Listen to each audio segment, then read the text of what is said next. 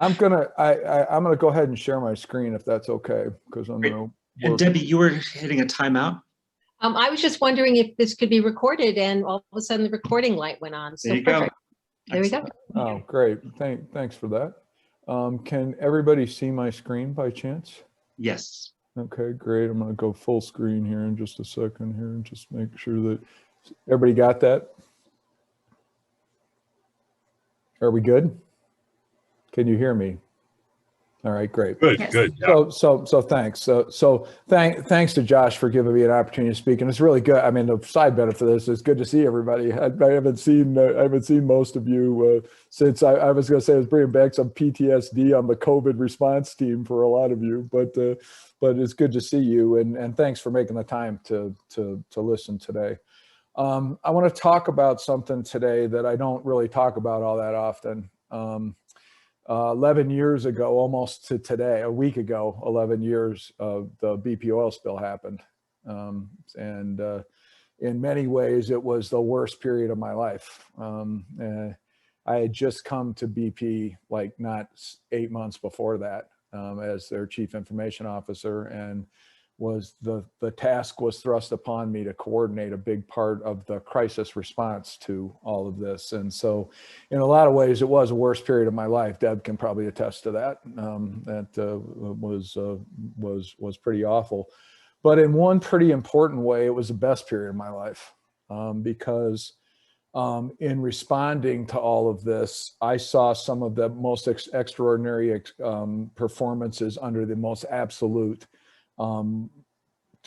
terrible conditions, right? I mean, and those conditions being both geographic, where people had to do things, people working 7 days a week, 16 hours a day, people being abused not only in the press but actually being physically abused if they were seen in public. So there was not only the mental anguish of being kind of responsible for all of this, and having to deal with the daunting nature of all of this, but then actually to be physically abused by people, to the point where I told people they couldn't wear anything that would identify themselves in public. I had fished 2 people out of the emergency room, who had gotten in fights, had gotten in fights in bars when people found out what was going on. So again, but I saw absolutely great human performance. So I want to talk a little bit today about that performance, and more importantly, some lessons in leadership that we learned as a result of all of this, and in the hope that you can apply some of this to improving, if you've got a crisis, your crisis response. But actually, more interestingly, we took a lot of this stuff and applied it to our day-to-day sort of performance. So hopefully you can take 1 or 2 things out of what you hear here today and apply them to actually improving everyday performance in your respective workplaces or with the people that you consult with. So let me just talk. I'm going to breeze through really quickly. I just want you to be somewhat. I was blown away by the size of all of this. So this was the largest crisis response in history by far, if you measure it along any sort of axis. Lots of things being invented on the fly because this leak was occurring a mile below the ocean surface where nobody could go, and so lots of things had to be deployed. There were almost 50,000 people working on this within 90 days, a population of a medium-sized city. Lots of places that we had to stand up, in many states, and 6,000 ships and operating every day, larger than the Normandy invasion. 120 aircraft flying daily. BP bought their own private airline in order to be able to support us being able to get from state to state pretty quickly. Lots of boom being deployed and retrieved. And for me, I was responsible for the information technology part of this, not the entire thing. But I had over 300 information technology personnel that I had to supervise. Many of them were pulled from their line jobs in order to be able to do this.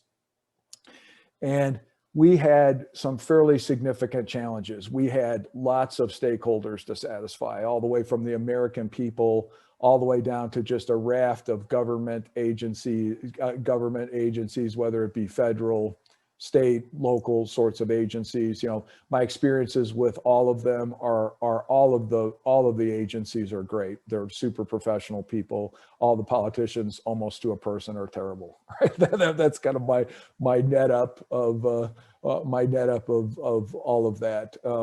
And we had a lot of things we had to supply, right? So we had to supply not only basic services like hardware and computer support.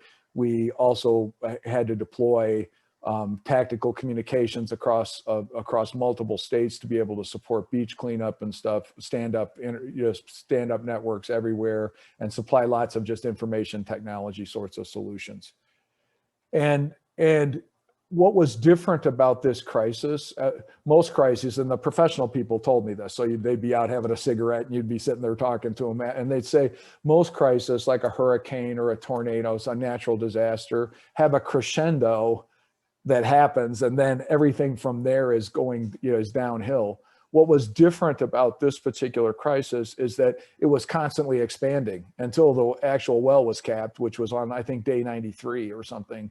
This was constantly expanding. And so you had not only increasing demands from people, increasing sophistication in terms of what they needed. They needed information systems. They needed a 12,000 square mile Gulf radio infrastructure. We had to set up 100 sites. And generally the call would come in and say, we need a site in 2 states away and we need it in 24 hours, right? I mean, that sort of stuff. We had to provide infrastructure and hardware to 7,500 of those 50,000 people that were working, and lots of applications. People, what was weird about this, though, that in general, in my real world experience, IT never gets a good. Nobody ever thinks IT is good, right? I mean, it's like it's always complaining. We got lots of compliments. I've never had my people called rock stars before, and it happened constantly and during this entire thing. So the performance of the people that were working on this were great. So it just posed the question to me when we got done with all of this. So that's kind of the response, and it all happened, and it was over a period of about a year or so that all this ended up happening. At the end of this, we wanted to kind of take this apart and say how, so how'd this happen? Like, and what, again, we're usually the people they're throwing rocks at and they're throwing flowers, right? So why did that happen? And more importantly, were there some things that we could take out of this and apply back to real world sorts of performance afterwards? So there are some things that you can't easily replicate in the real world, right? I mean, in your normal performance. So everybody invariably says our staff really perform well in a crisis, right? I mean, it's almost, I've studied lots of crisis response since this, and you can't replace singularity of purpose, right? So everybody drops all their agendas, political agendas, their priorities, because you generally, during any sort of crisis, you wake up in the morning, there's one thing you got to do. We had to cap the well and we had to clean it up, right? And, and mitigate the damage as much as possible, right? And take care of the people who were losing their livelihoods as a result of this. So we knew what we had to do.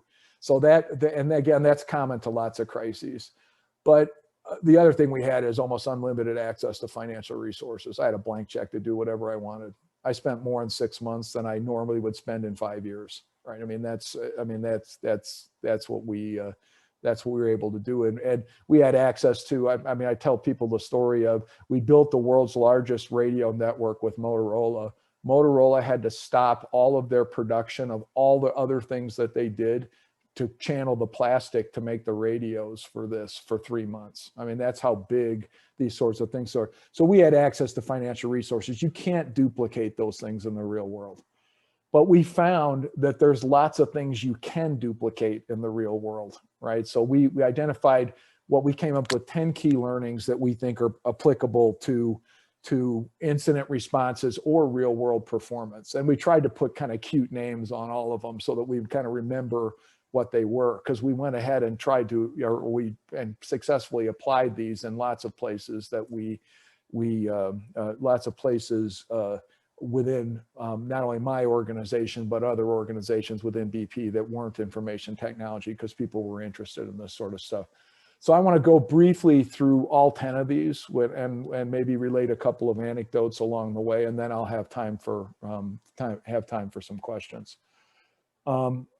So the first one is called ready, fire, aim, and repeat. And what I mean by that is make some quick decisions, act quickly, and make rapid course corrections. A lot of you would call that agile today. Well, this was 11 years ago. But if you hear agile methodology, that's the core of agile methodology, right? Is to do something, learn, see how it happens, course correct, just lather, rinse, repeat. And why is this important? This is probably the most important success factor in this crisis response. And it's because time is the primary currency in a crisis, right? And BP hired lots of smart people, like lots of big companies. They hired really smart people, and they're really good at thinking, right? And maybe not so good at doing. So it was more like ready, aim, aim, aim, aim, aim all the time with all the kinds of things we did. We time boxed everything, right? So we told people you only had X amount of time. And what I found over time, my big learning just in general, is time boxing really solves lots of problems for you. It's kind of a Swiss Army knife of things if you really time box sorts of things. So again, monitor your progress frequently. We monitor our progress daily, and we would adjust, kind of on the day, because that was important. So ready, fire, aim, and repeat. Linked to that is something we called good is good enough. And so this is, again, I had lots of big thinkers, and they have a tendency to focus on all the exception conditions that can happen. Lots of times some of you have heard me call that meteor insurance, right? I mean, it's like they focus on the edge conditions and on optimization, right? And so we ended up saying, so if the cartoon here is kind of the Pareto, people have heard of the Pareto effect, right? That 20% of the effort often yields 80% of the results. That's kind of that's how we operated. We said, strive for results in the same day. Again, it's a time boxing thing. We tried to make everything happen in a day, right? Whether it's a decision or some other key thing in a day. And we would visibly challenge to make sure that we were only delivering the essential functionality with limited exception conditions. Because what we ended up finding out, we found out two things. First of all, the initial thing we came up with often needed little enhancement. They didn't need the optimization. And if they did, it was usually different than what the people originally would have thought of, right? So again, if you're using the quickly adapt and change from the ready, fire, aim, repeat, right, the sort of thing, you can figure out what those enhancements are.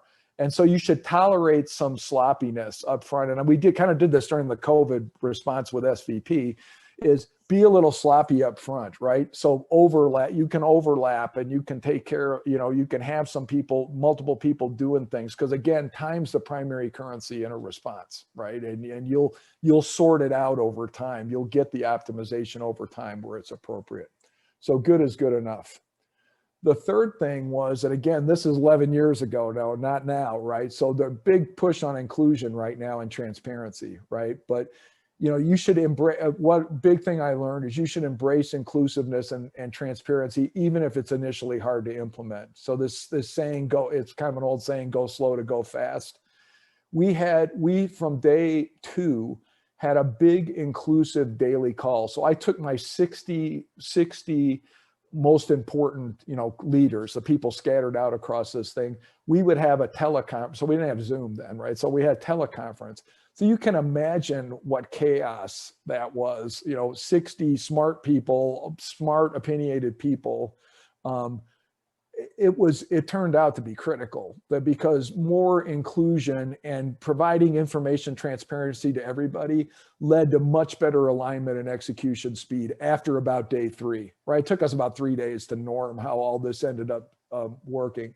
And again, more voices generally yielded better decision-making, right? So if you had, and those voices learned to operate together. So those 60 people didn't have to talk. You only got to the 3 people that needed to talk for any one particular sort of thing. That norming happened pretty quickly. And again, if you tie that to you tie the first 2 to agile, all right, which has become kind of a big thing. This is really tied to inclusion, like this whole diversity and inclusion part. This is the inclusion part, being inclusive and transparent. really leads to better alignment and execution speed, even if it takes a little bit of time to get right at the front.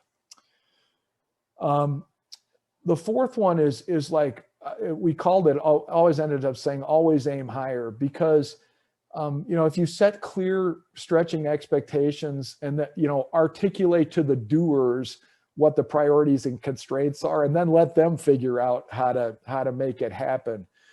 What I found out is I had 300 people plus or minus working for me. One person let me down in this entire thing, one person of 300. So first of all, people rose and invariably exceeded the levels of expectations we set on them. And for those of you who know me, I set pretty high expectations a lot of times, and people still got over the bar. And the situation really forced people. I think I had lots of people that thought that they were not only the best leaders, but the best doers, right? Because a lot of them had been promoted over time for being doers. This situation really forced leaders to focus on just defining the problems and constraints. They didn't have time to do anything else. And it left the how to the doers. And guess what? The doers knew how to do things. But, if we told them, we articulated what the priorities and constraints were, the doers did things much better than we would have ever come up with ourselves. And the open question I had is, few people, like I said, few people failed. Despite this performance, could we have stretched them even more? And again, I'm talking people 7 days a week, 16 hours a day under duress, right? And they still succeeded. So what I learned out of this is, I think most of the mistakes we make with people is we underclub things, not overclub them. We generally don't have enough faith in people, not too much. The fifth thing is we came up with something that we actually came up with this during the crisis, is to say, stay a half step ahead of your customer. And the first question people inevitably ask me is, well, why isn't that a whole step, right? Stay one step ahead of the customer. A half step's a lot harder than a whole step. And again, it was back to this time thing, right? Is that things change so rapidly. If you were a whole step ahead of the customer, in general, it changed out from behind you, right? So what we had to do was actually do some structural things, like embedding people right alongside the incident response structure to make sure they had timely knowledge, and people who had subject matter expertise, so that they could actually work with these people to rapidly anticipate the needs. And I think if you remember on the comments that I had about the rock star thing, is they said, we could never trip you up. You always seem to actually already have anticipated our needs. I don't think that was accidental.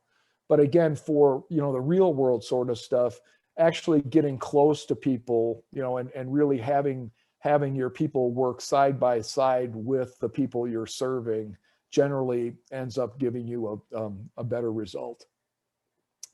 The sixth thing is, I know lots of you people have raised kids. This is a picture of kids playing soccer. This was the first day of the crisis, right? It's like, everybody was doing the same thing, or not doing it in a very organized manner. And it was kind of like the bees around the ball sort of thing that you generally see in little kids soccer. What ended up happening, though, is that the lack of resources meant, I said I had 300 people, I could have used 1,000, right? I mean, so we made do with what we had to do. The lack of resources meant there was more single point accountability. And the lack of staff meant that the staffing was leaner. So this play your position thing happened somewhat naturally, right? And as people got better at things, when people said, well, gee, it's really great. Like in Texas, there's a saying, one riot, one ranger, right? It's like you really want to only put the least amount of people to do something, right? And as people saw that, it added confidence and trust. And then it drove higher performance, because people started to trust each other. Oh yeah, that person can do that by themselves. I don't have to be doing that sort of thing. We still had assurance for the most important activities.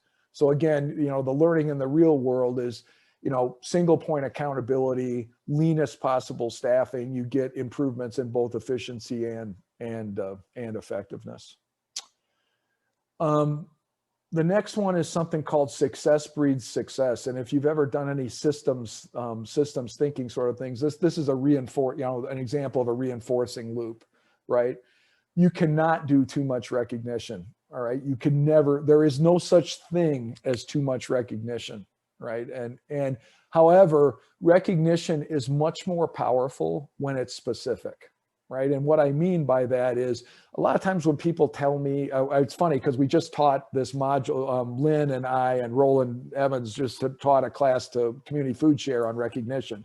And it's generally my thing. When people come and tell me you're doing a good job, when a boss would tell me that or something, I generally equated they didn't really know what I was doing. But, you know, but if they came and told me, you know what, it was really good that you went the extra mile with this person yesterday, and here's what the result of it was. That is powerful. You cannot do too much of that, right? And it sets this virtuous cycle of good work. We started recognizing people, better work. More importantly, the customers started recognizing things, which again, we made very visible. I would tell the customers when they would call me or they'd see me when I was out, could you call my people and tell me that? Or would you come to our telephone call every day and tell him that? Because customer kudos are always better than my kudos or any sort of leadership kudos. And the same thing with peer level recognition, you know, encourage peer level recognition. So again, you know, recognize success frequently and visibly, and you can create a virtuous performance improvement cycle. And this is directly applicable to the real world, right? I mean, and again, I think recognition is the secret sauce that a lot of people just don't have enough of that can really jumpstart performance in an organization. The next, so put your boots on came from, we were trying to come up with cute phrases for these things, and it came from this old guy that I met out at a refinery one time. And what it really means is for leadership to get physically out in situations whenever, you know, and wherever it's possible, right? Because others' mental picture, for a number of reasons, right? So first of all, most importantly for me at the beginning is what your staff think oftentimes don't mirror reality. It's their reality, but it's not necessarily shared reality, right? But so you going out and working with them, shared mental pictures, you know, getting a shared view of things leads to higher quality decisions. But there is a second feature that's just as important. It's super motivating for your staff to see you out places. I mean, Deb can tell you, I spent 4 days a week in the office on my regular job, and I spent 3 days a week, every week, flying and driving across 6 states every weekend, right? I did this. And it is motivating for staff when you'll sit out there experiencing some of the same stuff they're experiencing, right? And if you can recognize them at the same time, you know, you can go out and recognize them specifically for how they're doing. Again, it's just a super powerful motivating tool. So I think put your boot, you know, leading from the front, you know, again, it only not only increases your decision-making ability, but it really significantly boosts staff motivation.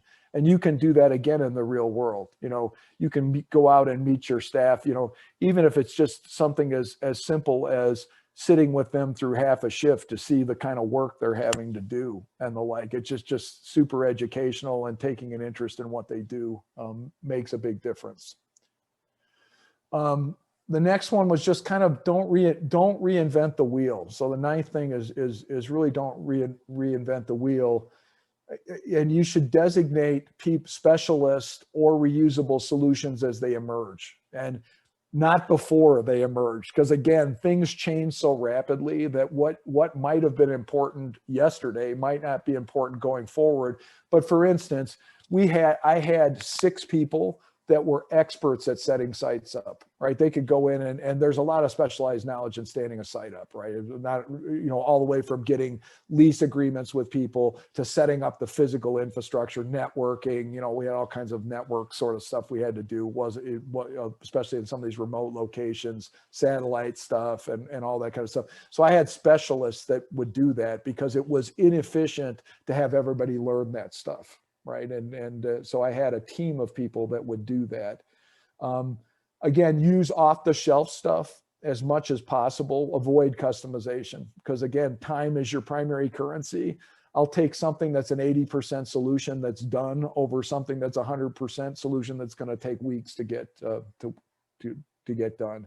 And then finally, take the time to properly document processes for reuse. And again, this is probably the most applicable thing in the real world. If you see things that are going to be reused, make sure to document them in a way that they can be reused. Because again, it's a very powerful thing to save people from, not only from saving people having to relearn, but it actually kind of locks in your quality, right? Is that if people follow the same sort of documented process. And the last thing that we really learned was something, really leverage your entire ecosystem.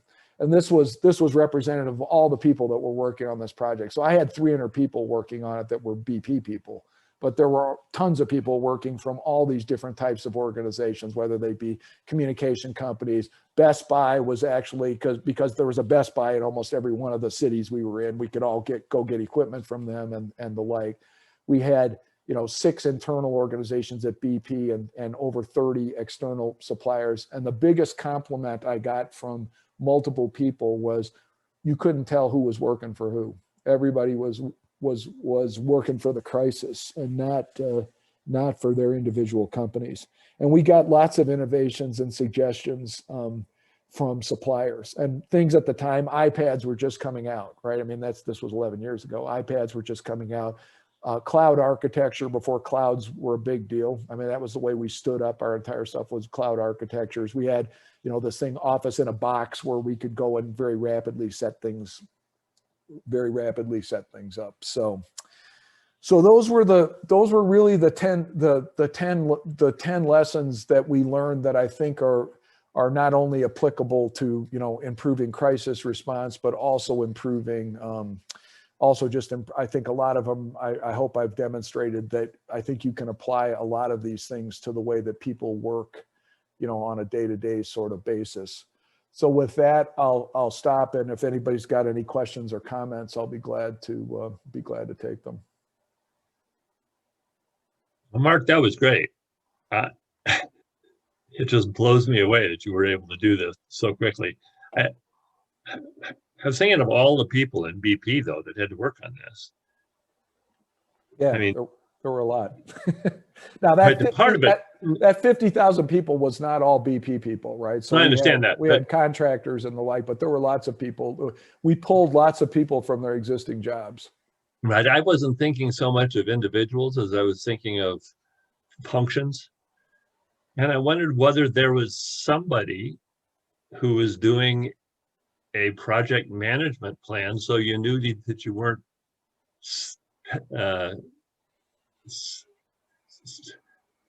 so the one organization like IT was actually meeting the needs of another organization like the guys on the rig. I mean, how did you do that? Yeah, so there was a little cartoon and I glossed over. So for every large crisis, there is a standard federal incident response structure. Oh, really? Right? So there is, right? So if you see people, in fact, maybe I have a picture of somebody in here that maybe I may have pulled that out. No, see these little vests? If you ever look carefully on TV after a hurricane or whatever, where the federal people are responding, they always wear these little vests, right? And if you look in the background carefully, there are people with different color vests on. There's a standard incident response structure that's established, right? So there's a whole thing it was led by a super senior guy at BP, but there were lots of federal people involved and the like also, right? But there's a standard playbook for how you actually go about attacking an incident. So to try to prevent people from stepping on each other's toes. Now, does that always happen? I will say that the information technology people were much better connected with each other than some of because again, this was over 6 states. I had people in all 6, I had people in every location. So, and again, because we had that call every day, I had better, in fact, the most senior people were coming to me for intelligence about what was going on at sites. Rather than their own folks, because we were better organized. But again, there's a federal incident response methodology that's used for all major crises. And so on that call, when you had 60 people every day? Yep. how did you keep everybody from talking? I mean, the call couldn't last more than an hour, right? I mean, It didn't. It you was had an work hour. to do. It was exactly an hour every day, right? And I mean, most of it, people normed very quickly, right? I mean, it's like people realize, I had some smart people, right? We established some ground rules up front, and there were a few people that I had to hit over the head with a 2x4 to be quiet, right? I mean, but again, people learn from example pretty quickly, and when they see that and if this had not been a good idea, it would have devolved into anarchy. But when people saw the utility of it and people realized we only had an hour and people are smart people, again, this is back to I left this crisis with much more faith in people than I did before I came in. I mean, that people rise to the level of expectation and people figure things out, because they do. I mean, they did here. Wow. Hey, Mark. Yeah. It's Lynn.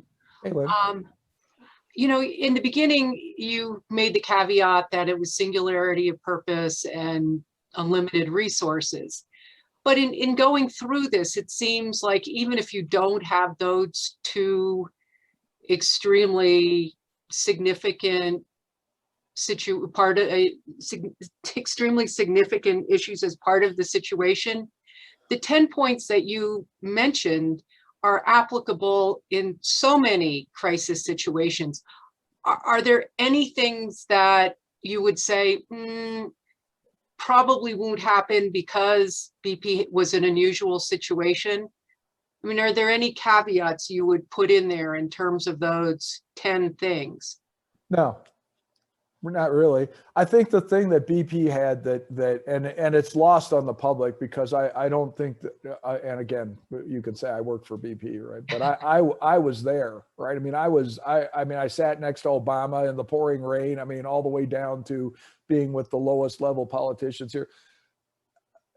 The narrative wasn't always controlled well by the media, but I will say that we had unlimited amounts of money. I don't think not everybody in a crisis situation has unlimited amounts of money. I mean, money lost all value, right? I mean, I'll tell you a story. I had to make a $20 million decision one day on like an hour's worth of analysis, and it was like, that's even $20 million for me is a big number. And I went to the guy who was leading the crisis and said, I just want you to know I'm making a $20 million decision. And he looked at me and said, I'm making a $150 million decision today, so please go away, right? It's like, I mean, in a nice way, all right? But, money lost all value. I mean, it's like, the concept of like doing a financial, telling people no because it costs too much. And there were several people that took advantage of that. I mean, and, over time. Right. But again, the media, the narrative was there. And I honestly believe, and again, it's a horrible thing. It's not something that I don't think about just about every day. Right. I mean, in terms of like what it did, and what happened, but BP did its absolute best to try to fix this. Yeah, I mean, I sat there and gave them their best people, gave them an unlimited amount, gave them an unlimited checkbook. There were several junctures where they could have packed up and gone home that they didn't. I mean, so to me, it's the money thing is what's different here. And in every crisis, I think there's generally singularity of purpose. What I was trying to show with the 10 is those 10 things can help a crisis response, but those 10 things can be applied. Almost every one of them can be applied to go back tomorrow and apply, one or more of those to the work you're doing, and you'll probably get better results. And and a lot of times people are already doing these things. You'll say, aha, I'm already doing this, right? And it's just, it's just affirmation of that. Yeah, I mean, they seemed applicable even if you didn't have an unlimited checkbook. So Mark, this is Barb. You alluded to the fact that you used some of these leadership points during the SVP COVID crisis response. Which ones did you start with? I mean, what are the top 3 or 5 that you would always employ on this?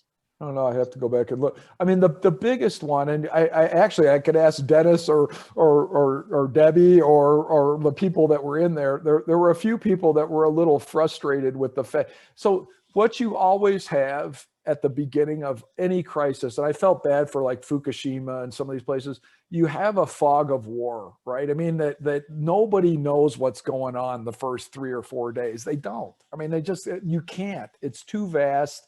And there's not, you don't have any infrastructure in place to facilitate this. So what happens is when somebody, and the Fukushima people, same thing as BP, they say something that wasn't right, wasn't factual, and the media cast it immediately as they're covering something up, right? And so to me, there were people, and I'll get to why they're tie this to COVID.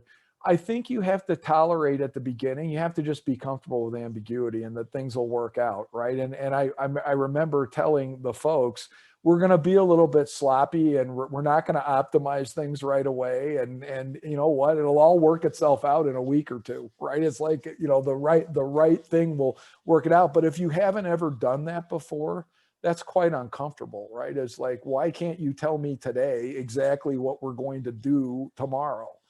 You know why? Because I don't know. It's like and that's just uncomfortable for some folks. And it was uncomfortable. It's been uncomfortable for me. Fortunately, I'd had the experience of, I'd managed a number of crises in my life before this, right? I mean, a number of data, you know, if you lose an entire data center or you lose email for 100,000 people for 5 days, right? I mean, you learn, you know how you got to deal with these things. But I don't know. I mean, Dennis or Debbie or anybody, that's all I can see right now on my screen. But the folks that were there, I mean, anything that you saw in here that we did.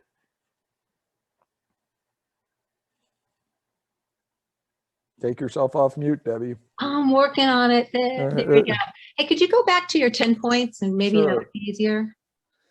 One thing I will say is what was similar to the crisis you faced was that it was a constantly expanding crisis, right? We really didn't know how bad the COVID impacts were going to be.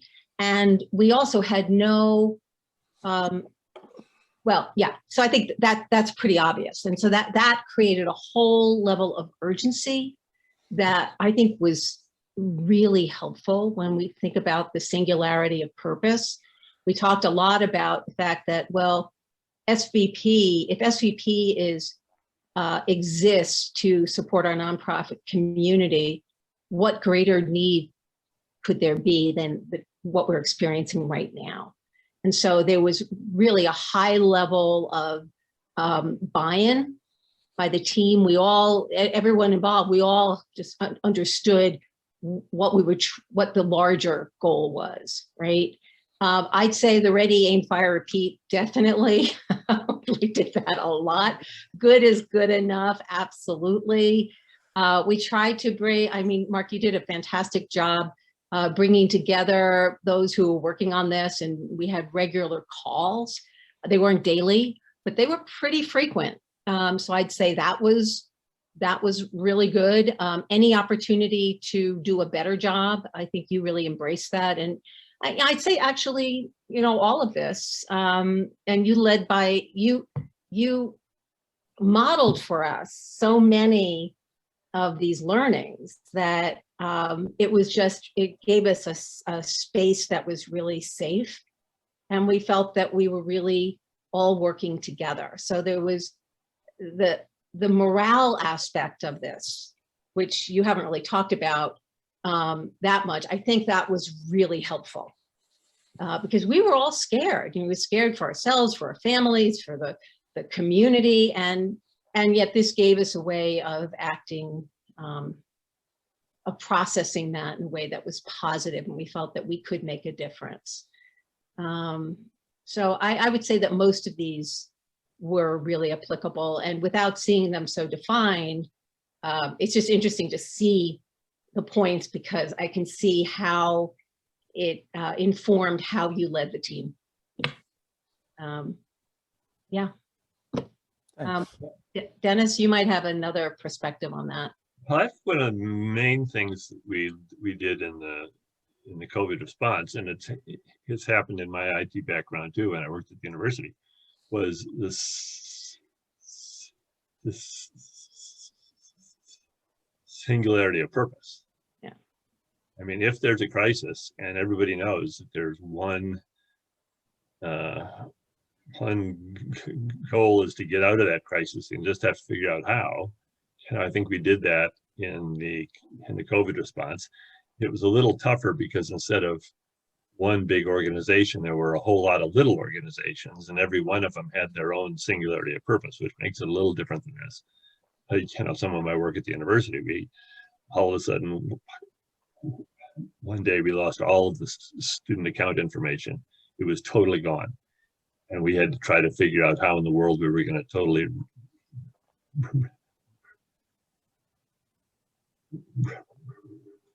put back together all of the student accounts.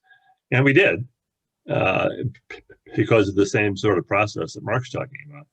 But that was a small fraction of the size of what you had to deal with here. But singularity of purpose, I think, was really helpful. Mark, we have a question from Claire in Missouri. It seems like today's challenges are demanding more emotional agility in leadership. Would you agree, or would your experiences say otherwise? I don't quite understand. I wish I could talk to Claire. Claire, can you come off mute, or is that a problem where you are? No, it's fine. Thanks, Mark. Can you hear me? We can. We can. Okay, great. Thanks so much, Mark. I'm just in awe of your experience and certainly leading during this crisis. My question is just relating, especially during the last couple of years, the way leaders have had to respond, both to managing during this crisis, but also, in response to, the plethora of social injustice that's affecting every nook and cranny. It just seems like there's this call for more vulnerability, responding to where people are at. And I'm just curious if you felt like managing during the crisis that you experienced, would you say that's a shift, or would you say that, managing staff stress and, sort of the emotional energy that was demanded was very much a part of your leadership role as well? It was probably the biggest challenge we had. I mean, I wasn't kidding when I said I fished 2 people out of the emergency room because they'd been in fights. I mean, and you can imagine how people felt that were already giving their all, and having people verbally abuse them in public, being afraid to tell people what you were doing. And just the strain of, nobody wants to be associated with something that might be the worst environmental disaster that has ever been foisted upon mankind, right? I mean, nobody really wants to be associated with that. So I think and just the grind of this going on for almost a year. I mean, I think it was very important to meet people where they were. And that's why I thought that putting your boots on, like we would go out, and it wasn't just me, it was my leadership, but the people that were leading and the like, going out and spending, like, for instance, they had to work Labor Day. So I went out Labor Day and we had a barbecue. We sent all the leaders out to different sites and had barbecues for them, and brought in like the best food and, everything else.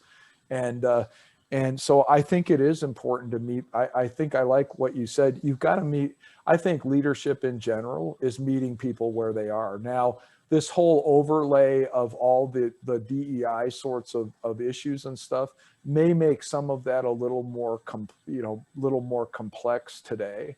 But I mean, if I look at a crisis response, the amount of emotional duress that people are generally, and stress and physical wear and tear, generally you had to meet people there too, where they were. But I think really understanding and demonstrating vulnerability. So I think actually I think the most powerful thing for a leader, regardless of the environment that they're in, is to stand up in front of a crowd of 500 people and say you don't know something, right? It's like, and that's just such an unleadership-like model, right? I mean, because the model in the past has always been the leader is all-knowing.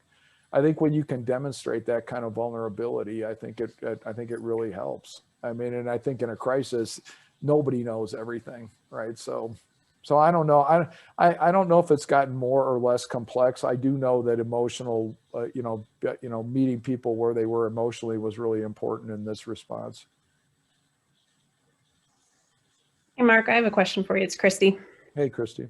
Hey, when you think about kind of proactiveness within the social sector and the lessons learned that could be applied to SVP and our social sector friends, is there anything in particular from a risk management planning, crisis planning, from the planning side of how to deploy some of this or think about some of this, anything that you would kind of point to in terms of this is most important? I mean, having this conversation alone, I think is super helpful to all of us as SVP partners, but anything else to think about? Well, I mean, I think that, so I actually, and it's, thanks for the compliment, right? I mean, on the discussion, I do think educating people up front about what crises are like, right? And like, for instance, time is the most important currency. Like, not everybody would realize, that's not intuitive to a lot of people. So having that conversation and having, because I think you can come up with, I think every business should have some sort of business content. They should look at their major risk and have a business continuity plan associated with those risks. But in general, most of the time, the more rigid the plan is, the less applicable it is when something really happens. Because I think Mike Tyson put it really crudely when he said, your fight plan with me goes out the window the first time I hit you in the mouth, right? It's like, I mean, it's that when it really happens, you probably haven't anticipated it fully. But if you can get people, back to the conversation thing, you can get people thinking in a crisis sort of way, you'll figure out how to respond, how to respond to it. So I don't know if that's a good answer or not, Christy. I mean, you should understand your major risk and have some sort of continuity plan for them. But I think in general, it's just more familiarity with what a crisis would be like and how how in general we might react to it. Hey, Mark, it's Rebecca. Question about after the crisis. As I think about what the public health officials have gone through, in Boulder and across the country, as far as kind of, as you said, the torment and berating and whatnot. Do you see value in external entities like SVP or others, providing some morale? Are there ways that external organizations to public health can help support recovery and really establishing them as, lifting them up in some way and kind of bringing something to them in light of congratulations and good job and, Right. So it's interesting. I mean, it's a great question and one that's probably I'm just totally out of my depth for. I'll tell you what we did, right? I mean, and I'll tell you what I think might happen. So first of all, one thing that was really important was to let people get together and talk about their shared experience, right? I mean, that they had to, and to go through that. So we gave people several social opportunities to do that, and people were, it's because they did go through a lot, right? I mean, they went through a significant amount. So we gave them some recognition. We gave them lots of recognition, right? I mean, it's right. And we gave them the opportunity to commiserate with one another. We also provided for the people, and there were a number of people that took advantage of it. We did provide counseling. Right. I mean, so, again, PTSD wasn't a big word 11 years ago, I don't think. Right. But or it wasn't as big as an issue as it is now, but we did provide that. So as far as SVP, I don't know, if we're professionally competent enough to be able to provide, counseling and, those sorts of services. I do think, though, that providing, giving people, there was a lot of value in having people cry it out with one another. I mean, a lot of people told me that. I mean, because people it's a very weird set of emotions that sit with this. One of them is, you're proud of what you did, but you're proud of what you did because you fixed one of the things you're the least proud of. And I mean, it's a super conflicting thing that's sitting there with one another. So you have some guilt, percolating around in you. But on the other hand, you saw it's kind of coming back from war, right? You saw you were with your buddies, your colleagues, and you guys you moved mountains, right? And, and I tell them that every day, right? And then they did, right? And so I think there's a ton of value, if you can make people, this combination of recognition and commiseration, I think that maybe that's something we could probably help. But I do think the counseling piece, I think that as horrible as the BP thing was, seeing people die every day, and, that the medical professionals are having to do, and the horror of this whole COVID thing is even light years beyond, what we went through. Mark, I think one thing that I repeatedly saw over the year was the use of humor. Even if it was dark humor, it was humor, and it kept people going. And 5-hour energy. I